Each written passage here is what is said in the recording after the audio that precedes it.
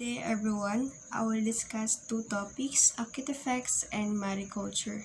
Acute effects is a psychological reaction in a human or animal body resulting in serious symptoms that develop rapidly during short-term acute exposure to toxic chemicals or substances. Acute effects refers to a reaction of a human, either animal, when they expose to toxic chemicals and develop a serious symptoms even in a short period of time.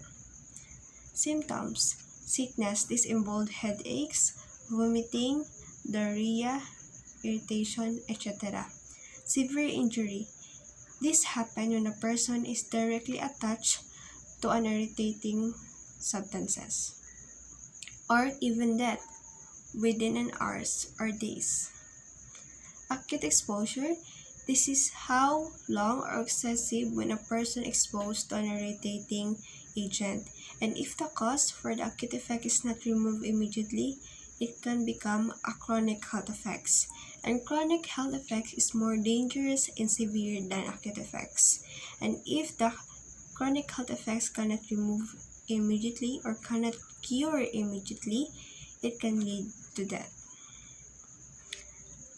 It can have also long-term life-changing potential fatal health implication because when the toxics is literally entered to the human body, it damages the organs, especially the heart, lungs, intestines, and etc., and bring other medical conditions.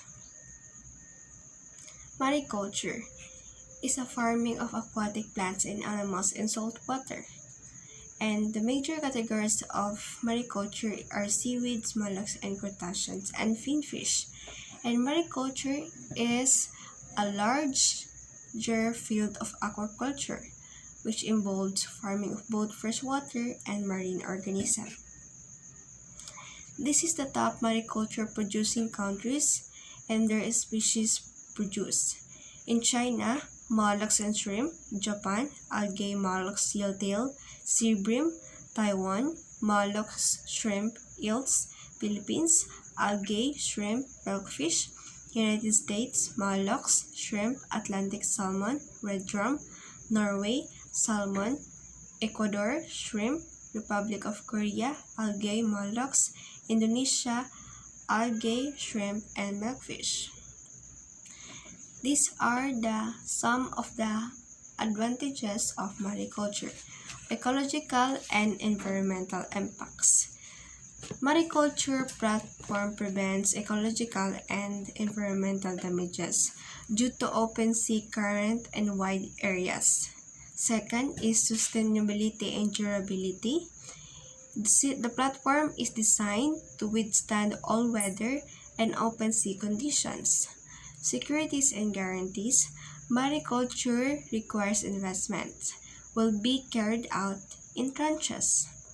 Resource usage is exploitation of unutilized marine natural resources done, saving the extensive usage of limited resources such as land, water, and base. Last is grant and benefits.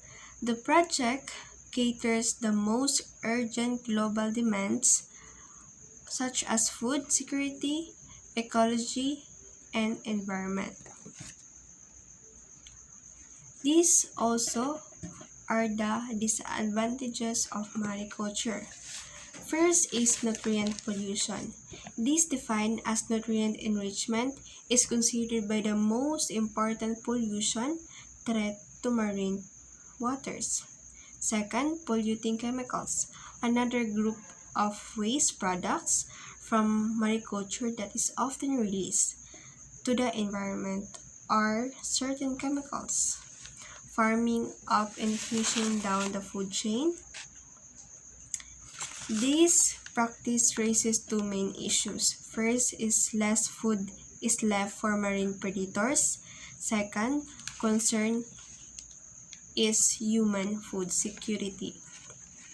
Catching broodstock from the wild. The natural stock of the target are depleted, leading to problems for species that normally fed on them. Habitat degradation and modification.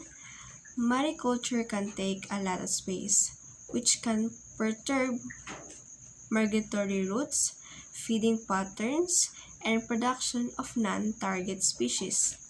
And last is acoustic devices. Underwater exploiters are sometimes used in mariculture to deter predators from the farm animals. This can also stress non-target animals. That's all. Thank you for listening.